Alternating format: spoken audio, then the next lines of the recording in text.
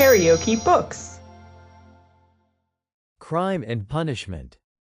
Fyodor Dostoevsky. Translated by Constance Garnett. Chapter 13. But as soon as she went out, he got up, latched the door, undid the parcel which Razumihin had brought in that evening and had tied up again, and began dressing. Strange to say, he seemed immediately to have become perfectly calm, not a trace of his recent delirium nor of the panic fear that had haunted him of late. It was the first moment of a strange sudden calm. His movements were precise and definite, a firm purpose was evident in them. Today, he muttered to himself. He understood that he was still weak, but his intense spiritual concentration gave him strength and self-confidence. He hoped, moreover, that he would not fall down in the street. When he had dressed in entirely new clothes, he looked at the money lying on the table, and after a moment's thought put it in his pocket. It was 25 rubles. He took also all the copper change from the 10 rubles spent by Razumihin on the clothes. Then he softly unlatched the door, went out, slipped downstairs and glanced in at the open kitchen door. Nastasia was standing with her back to him, blowing up the landlady's samovar. She heard nothing. Who would have dreamed of his going out, indeed? A minute later he was in the street. It was nearly 8 o'clock, the sun was setting. It was as stifling as before, but he eagerly drank in the stinking, dusty town air.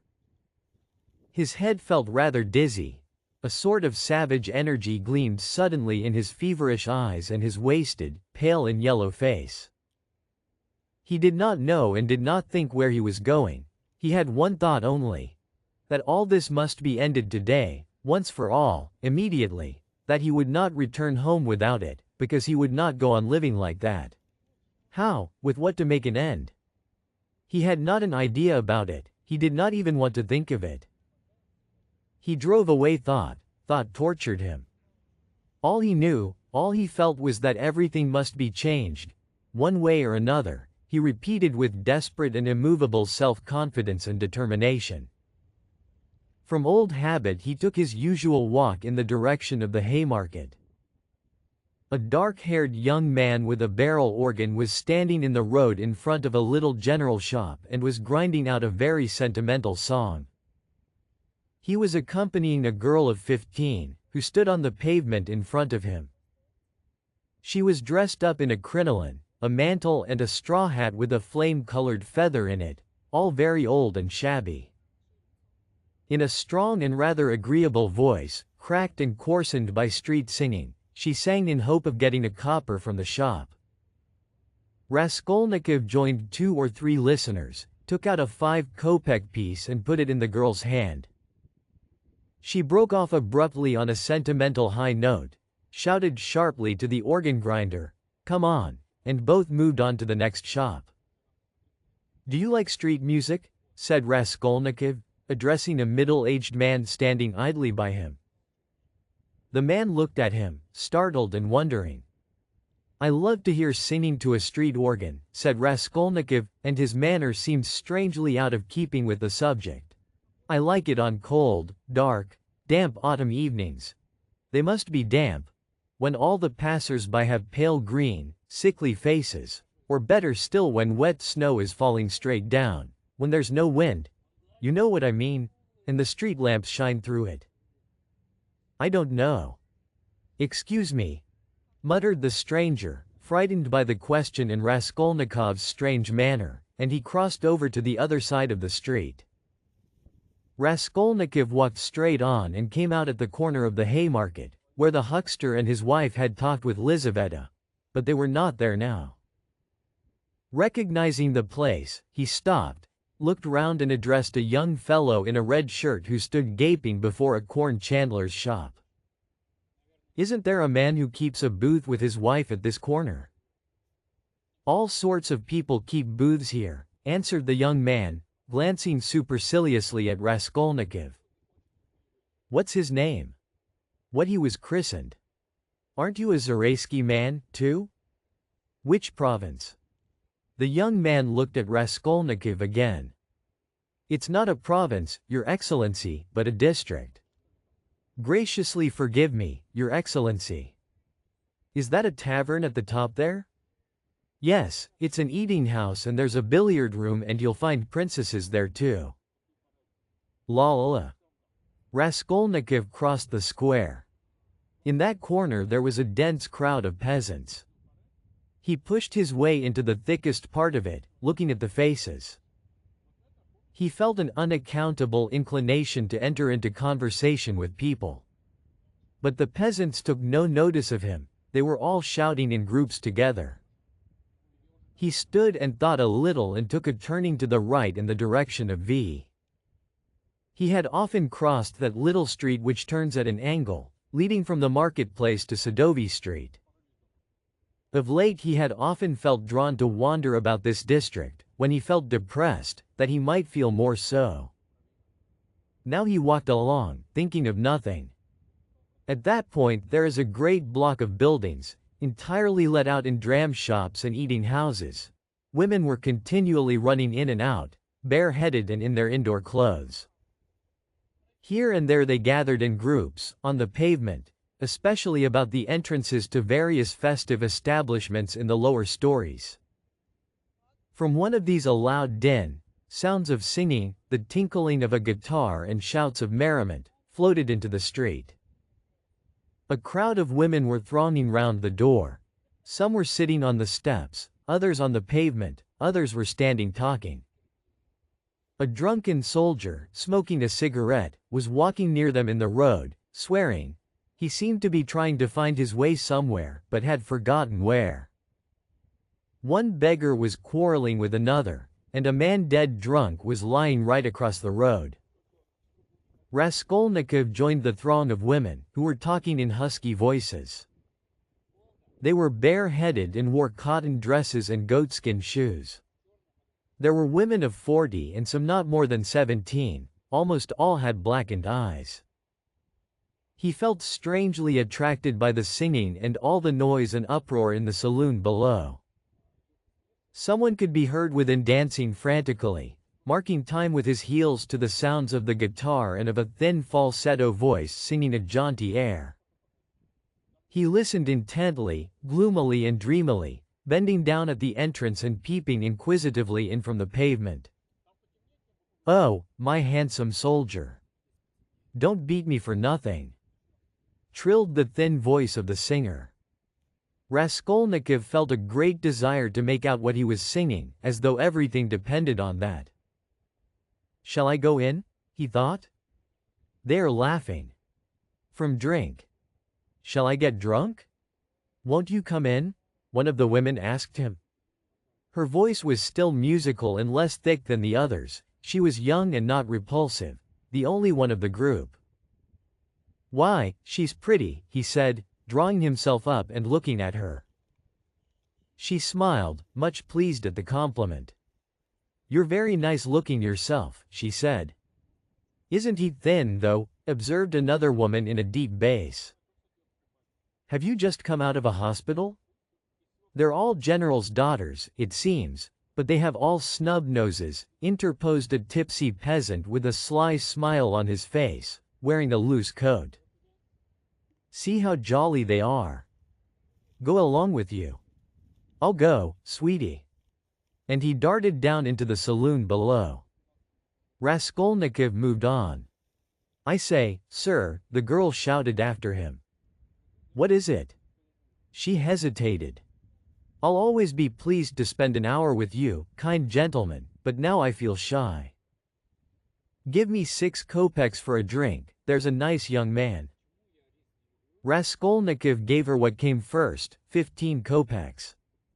"Ah, what a good-natured gentleman. What's your name?" "Ask for Duklada." "Well, that's too much," one of the women observed, shaking her head at Duklada. "I don't know how you can ask like that. I believe I should drop with shame." Raskolnikov looked curiously at the speaker. She was a pock-marked wench of 30, covered with bruises, with her upper lip swollen. She made her criticism quietly and earnestly. Where is it, thought Raskolnikov. Where is it I've read that someone condemned to death says or thinks, an hour before his death, that if he had to live on some high rock, on such a narrow ledge that he'd only room to stand, and the ocean, everlasting darkness, everlasting solitude, everlasting tempest around him, if he had to remain standing on a square yard of space all his life, 1,000 years, eternity, it were better to live so than to die at once. Only to live and live. Life, whatever it may be. How true it is. Good God, how true. Man is a vile creature. And vile is he who calls him vile for that, he added a moment later. He went into another street. Bah, the Palais de Crystal. Razumihin was just talking of the Palais de Crystal. But what on earth was it I wanted? Yes, the newspapers. Zosimov said he'd read it in the papers. Have you the papers? He asked, going into a very spacious and positively clean restaurant, consisting of several rooms, which were, however, rather empty. 2 or 3 people were drinking tea, and in a room further away were sitting 4 men drinking champagne. Raskolnikov fancied that Zametov was one of them, but he could not be sure at that distance. What if it is? He thought. Will you have vodka? Asked the waiter. Give me some tea and bring me the papers, the old ones for the last 5 days, and I'll give you something. Yes, sir, here's today's. No vodka? The old newspapers and the tea were brought. Raskolnikov sat down and began to look through them. Oh, damn. These are the items of intelligence. An accident on a staircase, spontaneous combustion of a shopkeeper from alcohol, a fire in Pesky. A fire in the Petersburg quarter. Another fire in the Petersburg quarter. And another fire in the Petersburg quarter. Ah, here it is. He found at last what he was seeking and began to read it. The lines danced before his eyes, but he read it all and began eagerly seeking later editions in the following numbers. His hands shook with nervous impatience as he turned the sheets. Suddenly someone sat down beside him at his table. He looked up, it was the head clerk Zametov, looking just the same, with the rings on his fingers and the watch chain, with the curly, black hair, parted and pomaded, with the smart waistcoat, rather shabby coat and doubtful linen. He was in a good humor, at least he was smiling very gaily and good-humoredly. His dark face was rather flushed from the champagne he had drunk. What, you here?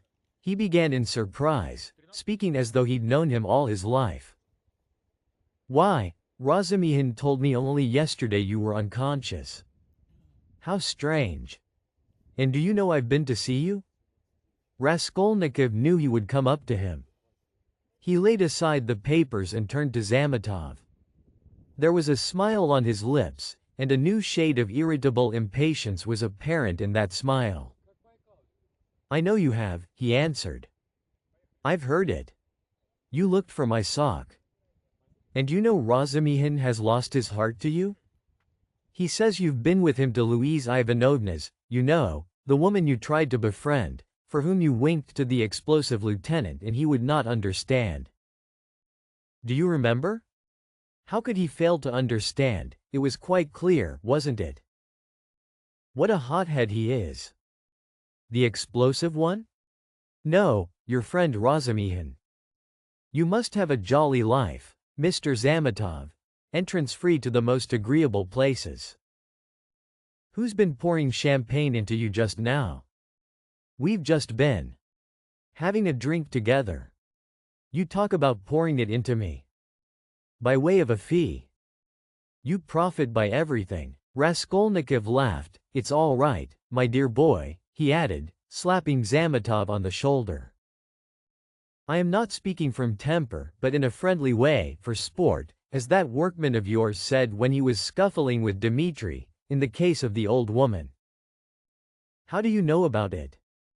Perhaps I know more about it than you do.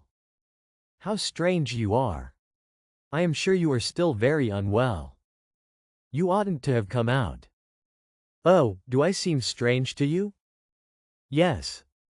What are you doing, reading the papers? Yes.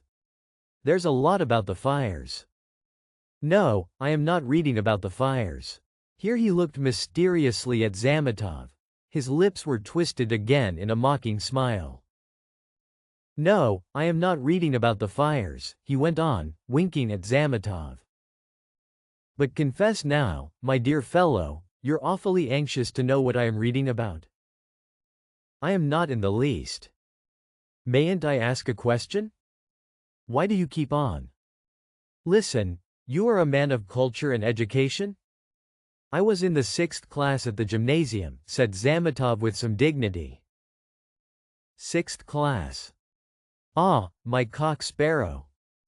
With your parting and your rings, you are a gentleman of fortune. Phoo. What a charming boy. Here Raskolnikov broke into a nervous laugh right in Zametov's face. The latter drew back, more amazed than offended. Phoo. How strange you are, Zametov repeated very seriously. I can't help thinking you are still delirious. I am delirious? You are fibbing, my cock sparrow. So I am strange? You find me curious, do you? Yes, curious. Shall I tell you what I was reading about, what I was looking for? See what a lot of papers have made them bring me. Suspicious, eh? Well, what is it? You prick up your ears? How do you mean, prick up my ears? I'll explain that afterwards, but now, my boy, I declare to you. No, better, I confess. No, that's not right either. I make a deposition and you take it. I depose that I was reading, that I was looking and searching. He screwed up his eyes and paused. I was searching, and came here on purpose to do it, for news of the murder of the old pawnbroker woman, he articulated at last, almost in a whisper, bringing his face exceedingly close to the face of Zametov. Zametov looked at him steadily, without moving or drawing his face away. What struck Zametov afterwards as the strangest part of it all was that silence followed for exactly a minute, and that they gazed at one another all the while. What if you have been reading about it? He cried at last, perplexed and impatient. That's no business of mine. What of it? The same old woman, Raskolnikov went on in the same whisper, not heeding Zametov's explanation, about whom you were talking in the police office, you remember, when I fainted. Well, do you understand now? What do you mean? Understand? What? Zametov brought out, almost alarmed.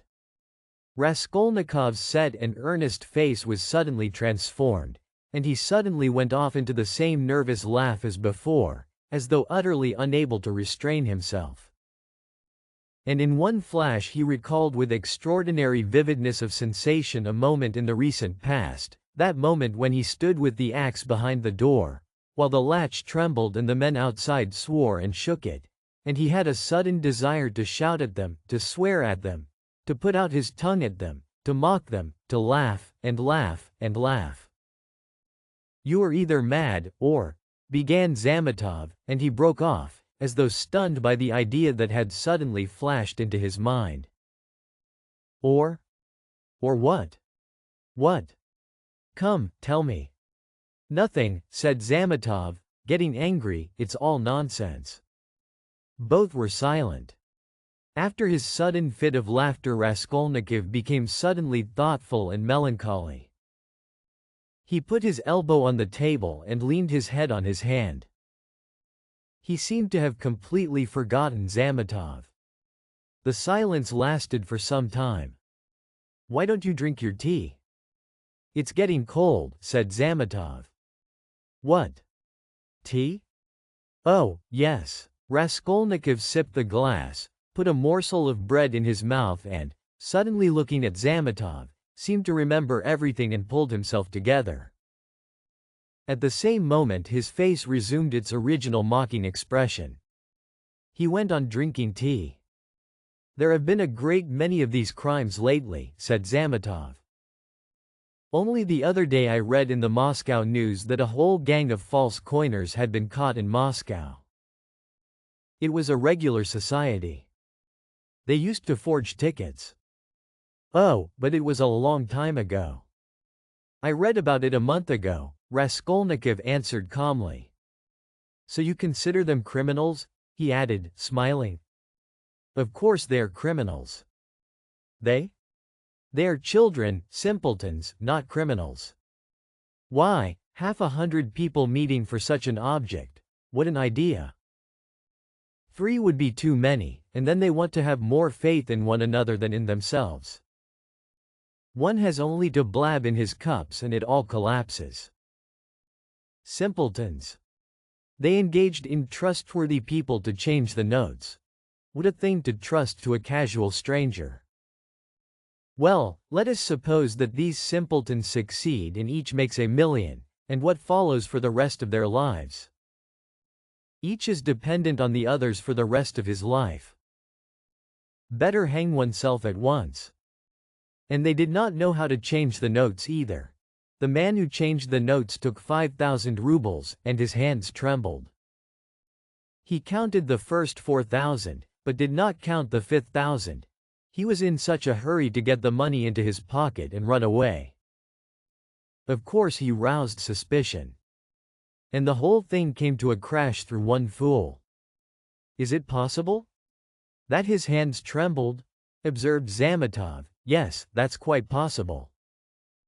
That, I feel quite sure, is possible. Sometimes one can't stand things. Can't stand that? Why, could you stand it then? No, I couldn't. For the sake of 100 rubles to face such a terrible experience? To go with false notes into a bank where it's their business to spot that sort of thing. No, I should not have the face to do it. Would you? Raskolnikov had an intense desire again, to put his tongue out. Shivers kept running down his spine. I should do it quite differently, Raskolnikov began. This is how I would change the notes. I'd count the first 1,000 3 or 4 times backwards and forwards, looking at every note, and then I'd set to the second 1,000. I'd count that halfway through and then hold some 50-ruble note to the light, then turn it, then hold it to the light again, to see whether it was a good one. I am afraid, I would say, a relation of mine lost 25 rubles the other day through a false note, and then I'd tell them the whole story. And after I began counting the third, no, excuse me, I would say, I fancy I made a mistake in the 700 in that second 1,000, I am not sure. And so I would give up the third 1,000 and go back to the second and so on to the end. And when I had finished, I'd pick out one from the fifth and one from the second 1,000 and take them again to the light and ask again, change them, please, and put the clerk into such a stew that he would not know how to get rid of me. When I'd finished and had gone out, I'd come back, no, excuse me, and ask for some explanation. That's how I do it. Phoo! What terrible things you say, said Zametov, laughing. But all that is only talk. I dare say when it came to deeds you'd make a slip. I believe that even a practiced, desperate man cannot always reckon on himself, much less you and I. To take an example near home, that old woman murdered in our district. The murderer seems to have been a desperate fellow, he risked everything in open daylight, was saved by a miracle, but his hands shook, too. He did not succeed in robbing the place, he couldn't stand it. That was clear from the. Raskolnikov seemed offended. Clear? Why don't you catch him then? He cried, maliciously jibing at Zametov. Well, they will catch him. Who? You? Do you suppose you could catch him? You've a tough job. A great point for you is whether a man is spending money or not. If he had no money and suddenly begins spending, he must be the man. So that any child can mislead you. The fact is they always do that, though, answered Zametov. A man will commit a clever murder at the risk of his life and then at once he goes drinking in a tavern. They are caught spending money, they are not all as cunning as you are. You wouldn't go to a tavern, of course? Raskolnikov frowned and looked steadily at Zametov. You seem to enjoy the subject and would like to know how I should behave in that case, too? He asked with displeasure. I should like to, Zametov answered firmly and seriously. Somewhat too much earnestness began to appear in his words and looks. Very much? Very much. All right then. This is how I should behave, Raskolnikov began, again bringing his face close to Zametov's, again staring at him and speaking in a whisper, so that the latter positively shuddered. This is what I should have done. I should have taken the money and jewels, I should have walked out of there and have gone straight to some deserted place with fences round it and scarcely anyone to be seen, some kitchen garden or place of that sort. I should have looked out beforehand some stone weighing 100 weight or more which had been lying in the corner from the time the house was built. I would lift that stone, there would sure to be a hollow under it, and I would put the jewels and money in that hole. Then I'd roll the stone back so that it would look as before, would press it down with my foot and walk away. And for a year or 2, 3 maybe, I would not touch it. And, well, they could search. There'd be no trace. You are a madman, said Zametov, and for some reason he too spoke in a whisper, and moved away from Raskolnikov, whose eyes were glittering. He had turned fearfully pale and his upper lip was twitching and quivering. He bent down as close as possible to Zametov, and his lips began to move without uttering a word. This lasted for half a minute. He knew what he was doing, but could not restrain himself. The terrible word trembled on his lips, like the latch on that door. In another moment it will break out, in another moment he will let it go, he will speak out. And what if it was I who murdered the old woman and Lizaveta? He said suddenly and realized what he had done. Zametov looked wildly at him and turned white as the tablecloth. His face wore a contorted smile. But is it possible? He brought out faintly. Raskolnikov looked wrathfully at him. Own up that you believed it. Yes, you did? Not a bit of it, I believe it less than ever now, Zametov cried hastily. I've caught my cock sparrow. So you did believe it before, if now you believe less than ever? Not at all, cried Zametov, obviously embarrassed. Have you been frightening me so as to lead up to this? You don't believe it then? What were you talking about behind my back when I went out of the police office? And why did the explosive lieutenant question me after I fainted? Hey, there, he shouted to the waiter, getting up and taking his cap, how much? 30 kopecks, the latter replied, running up. And there is 20 kopecks for vodka. See what a lot of money. He held out his shaking hand to Zametov with notes in it. Red notes and blue, 25 rubles. Where did I get them? And where did my new clothes come from? You know I had not a kopeck. You've cross-examined my landlady, I'll be bound. Well, that's enough. Asi kaze, till we meet again. He went out, trembling all over from a sort of wild hysterical sensation, in which there was an element of insufferable rapture. Yet he was gloomy and terribly tired. His face was twisted as after a fit. His fatigue increased rapidly. Any shock, any irritating sensation stimulated and revived his energies at once, but his strength failed as quickly when the stimulus was removed. Zametov, left alone, sat for a long time in the same place, plunged in thought. Raskolnikov had unwittingly worked a revolution in his brain on a certain point and had made up his mind for him conclusively. Ilya Petrovich is a blockhead, he decided. Raskolnikov had hardly opened the door of the restaurant when he stumbled against Razumihin on the steps. They did not see each other till they almost knocked against each other. For a moment they stood looking each other up and down.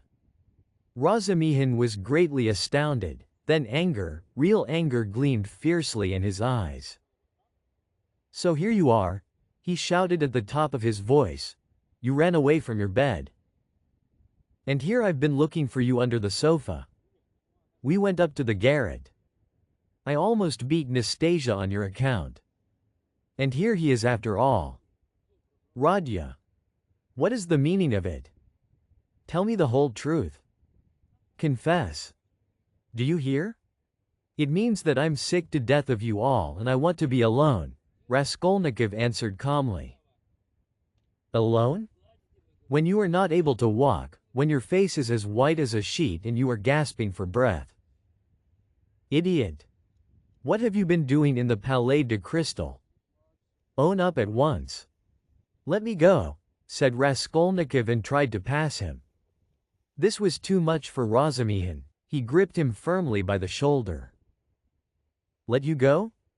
You dare tell me to let you go? Do you know what I'll do with you directly? I'll pick you up, tie you up in a bundle, carry you home under my arm and lock you up." "Listen, Razumihin," Raskolnikov began quietly, apparently calm, "can't you see that I don't want your benevolence? A strange desire you have to shower benefits on a man who curses them, who feels them a burden in fact. Why did you seek me out at the beginning of my illness? Maybe I was very glad to die. Didn't I tell you plainly enough today that you were torturing me, that I was sick of you? You seem to want to torture people. I assure you that all that is seriously hindering my recovery, because it's continually irritating me. You saw Zosimov went away just now to avoid irritating me. You leave me alone too, for goodness sake. What right have you, indeed, to keep me by force? Don't you see that I am in possession of all my faculties now? How can I persuade you not to persecute me with your kindness? I may be ungrateful, I may be mean, only let me be, for God's sake, let me be.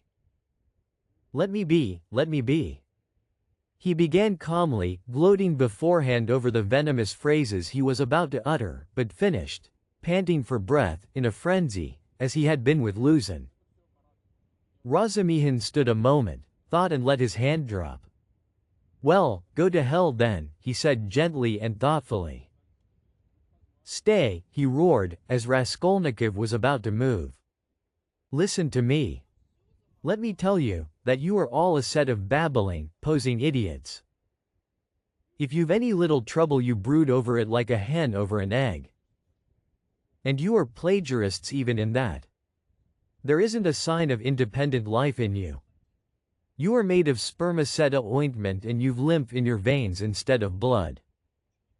I don't believe in any one of you. In any circumstances the first thing for all of you is to be unlike a human being." "Stop," he cried with redoubled fury, noticing that Raskolnikov was again making a movement. "Hear me out. You know I'm having a house warming this evening, I dare say they've arrived by now, but I left my uncle there. I just ran in, to receive the guests. And if you weren't a fool, a common fool, a perfect fool, if you were an original instead of a translation. You see, Radya, I recognize you're a clever fellow, but you're a fool, and if you weren't a fool you'd come round to me this evening instead of wearing out your boots in the street. Since you have gone out, there's no help for it. I'd give you a snug easy chair, my landlady has one. A cup of tea, company. Or you could lie on the sofa, anyway you would be with us. Zosimov will be there too. Will you come? No.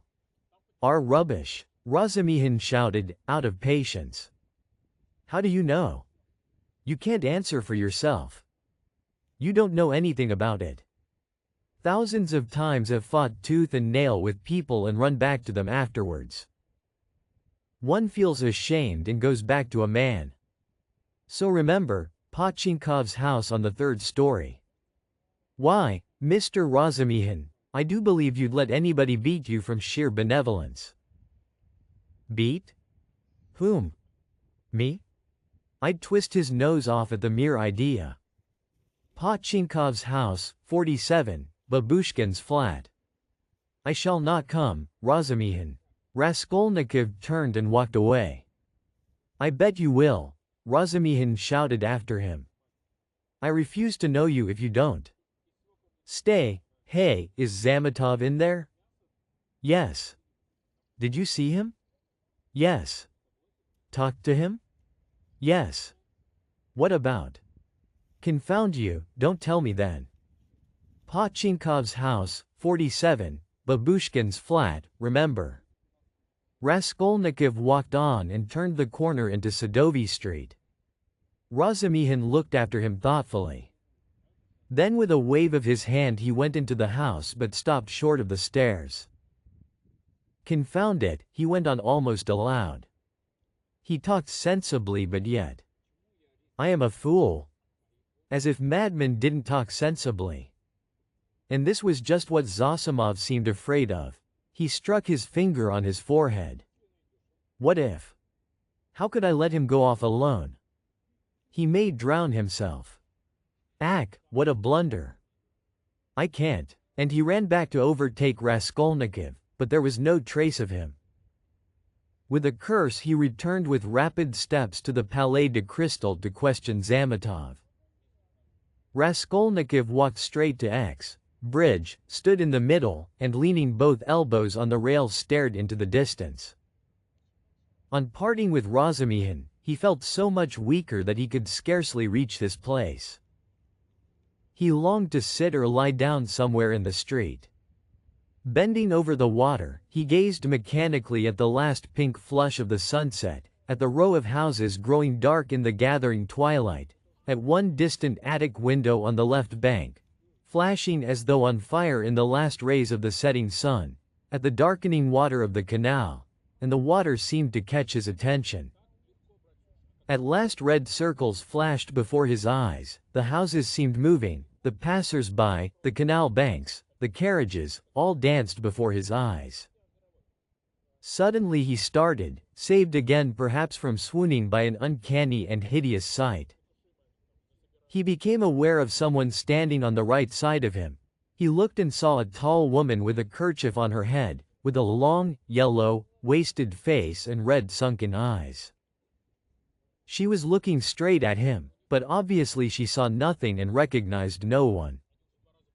Suddenly she leaned her right hand on the parapet, lifted her right leg over the railing, then her left and threw herself into the canal. The filthy water parted and swallowed up its victim for a moment, but an instant later the drowning woman floated to the surface, moving slowly with the current, her head and legs in the water, her skirt inflated like a balloon over her back. A woman drowning! A woman drowning! Shouted dozens of voices. People ran up. Both banks were thronged with spectators. On the bridge people crowded about Raskolnikov, pressing up behind him. Mercy on it! It's our Afrosinia, a woman cried tearfully close by. Mercy! Save her! Kind people, pull her out! A boat, was shouted in the crowd. But there was no need of a boat. A policeman ran down the steps to the canal, threw off his great coat and his boots and rushed into the water. It was easy to reach her. She floated within a couple of yards from the steps. He caught hold of her clothes with his right hand and with his left seized a pole which a comrade held out to him. The drowning woman was pulled out at once. They laid her on the granite pavement of the embankment. She soon recovered consciousness, raised her head, sat up and began sneezing and coughing, stupidly wiping her wet dress with her hands. She said nothing. She's drunk herself out of her senses, the same woman's voice wailed at her side. Out of her senses. The other day she tried to hang herself, we cut her down. I ran out to the shop just now, left my little girl to look after her, and here she's in trouble again. "A neighbor, gentlemen, a neighbor, we live close by, the second house from the end, see yonder." The crowd broke up. The police still remained round the woman. Someone mentioned the police station. Raskolnikov looked on with a strange sensation of indifference and apathy. He felt disgusted. "No, that's loathsome. Water. It's not good enough," he muttered to himself. "Nothing will come of it," he added, "no use to wait. What about the police office? And why isn't Zametov at the police office? The police office is open till 10 o'clock. He turned his back to the railing and looked about him. "Very well then," he said resolutely. He moved from the bridge and walked in the direction of the police office. His heart felt hollow and empty. He did not want to think. Even his depression had passed. There was not a trace now of the energy with which he had set out to make an end of it all. Complete apathy had succeeded to it. "Well, it's a way out of it," he thought, walking slowly and listlessly along the canal bank. "Anyway, I'll make an end, for I want to. But is it a way out? What does it matter? There'll be the square yard of space, ha! But what an end! Is it really the end? Shall I tell them or not? Ah! Damn! How tired I am! If I could find somewhere to sit or lie down soon. What I am most ashamed of is its being so stupid. But I don't care about that either. What idiotic ideas come into one's head." To reach the police office he had to go straight forward and take the second turning to the left. It was only a few paces away. But at the first turning he stopped and, after a minute's thought, turned into a side street and went 2 streets out of his way, possibly without any object, or possibly to delay a minute and gain time. He walked, looking at the ground. Suddenly someone seemed to whisper in his ear. He lifted his head and saw that he was standing at the very gate of the house. He had not passed it, he had not been near it since that evening. An overwhelming, unaccountable prompting drew him on. He went into the house, passed through the gateway, then into the first entrance on the right, and began mounting the familiar staircase to the 4th story. The narrow, steep staircase was very dark. He stopped at each landing and looked round him with curiosity. On the first landing the framework of the window had been taken out. That wasn't so then, he thought. Here was the flat on the 2nd story where Nikolai and Dmitri had been working. It's shut up and the door newly painted. So it's to let. Then the 3rd story and the 4th. Here, he was perplexed to find the door of the flat wide open. There were men there, he could hear voices, he had not expected that. After brief hesitation he mounted the last stairs and went into the flat. It, too, was being done up, there were workmen in it. This seemed to amaze him. He somehow fancied that he would find everything as he left it, even perhaps the corpses in the same places on the floor. And now, bare walls, no furniture, it seemed strange. He walked to the window and sat down on the window sill. There were 2 workmen, both young fellows, but one much younger than the other. They were papering the walls with a new white paper covered with lilac flowers, instead of the old, dirty, yellow one. Raskolnikov for some reason felt horribly annoyed by this. He looked at the new paper with dislike, as though he felt sorry to have it all so change. The workmen had obviously stayed beyond their time and now they were hurriedly rolling up their paper and getting ready to go home. They took no notice of Raskolnikov's coming in, they were talking. Raskolnikov folded his arms and listened. "She comes to me in the morning," said the elder to the younger, "very early, all dressed up. 'Why are you preening and prinking?' says I. 'I am ready to do anything to please you, Tit Vasilich.' That's a way of going on. And she dressed up like a regular fashion book."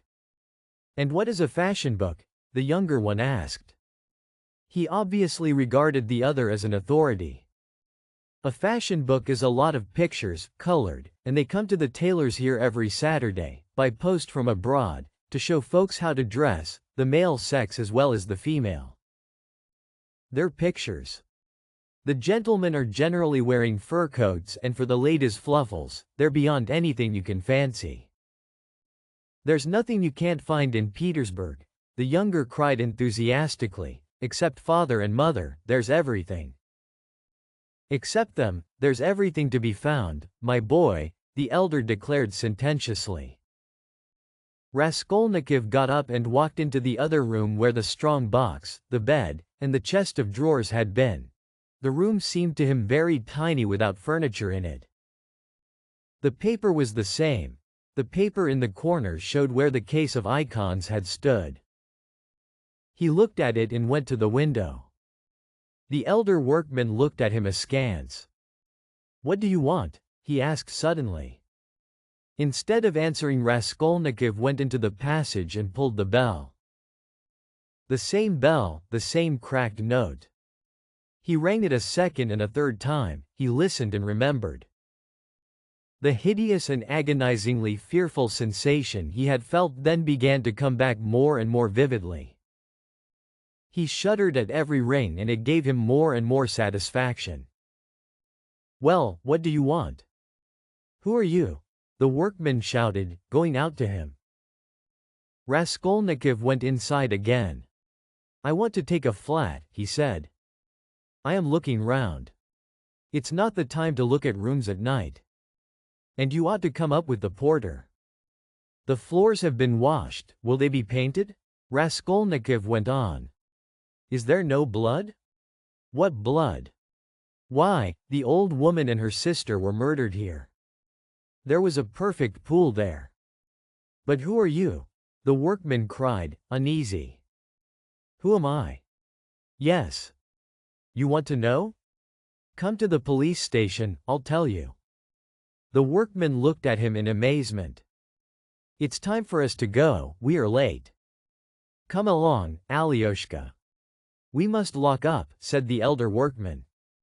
"Very well, come along," said Raskolnikov indifferently, and going out first, he went slowly downstairs.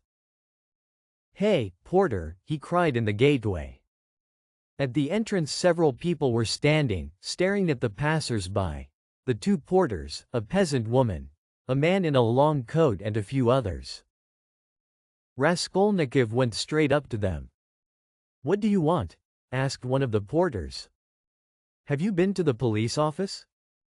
"I've just been there." "What do you want?" "Is it open?" "Of course." "Is the assistant there?" "He was there for a time." "What do you want?"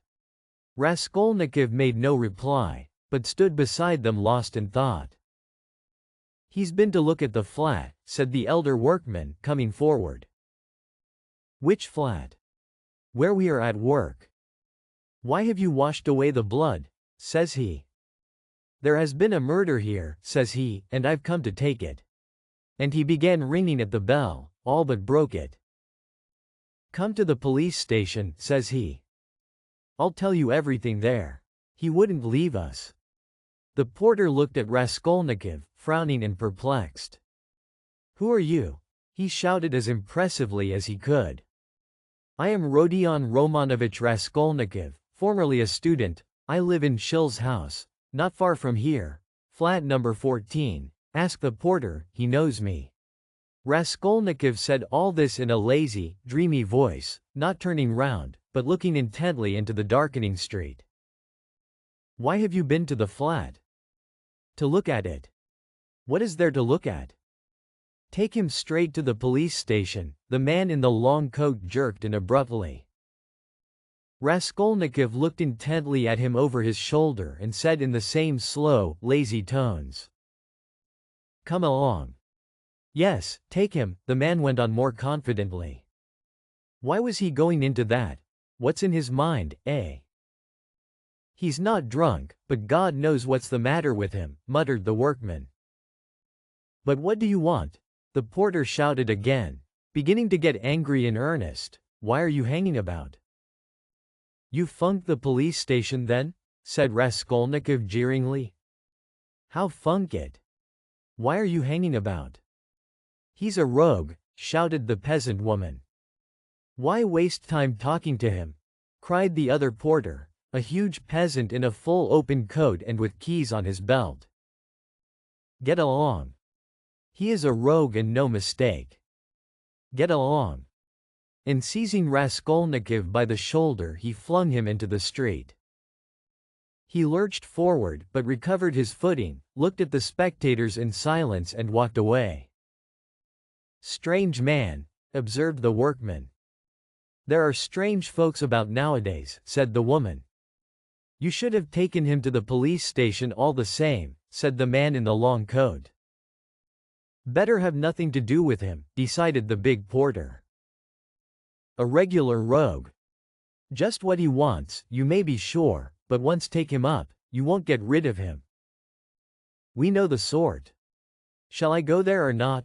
Thought Raskolnikov, standing in the middle of the thoroughfare at the crossroads, and he looked about him, as though expecting from someone a decisive word. But no sound came, all was dead and silent like the stones on which he walked, dead to him alone. All at once at the end of the street, 200 yards away, in the gathering dusk he saw a crowd and heard talk and shouts. In the middle of the crowd stood a carriage. A light gleamed in the middle of the street. What is it? Raskolnikov turned to the right and went up to the crowd. He seemed to clutch at everything and smiled coldly when he recognized it, for he had fully made up his mind to go to the police station and knew that it would all soon be over. If you liked what you heard, please subscribe to the channel.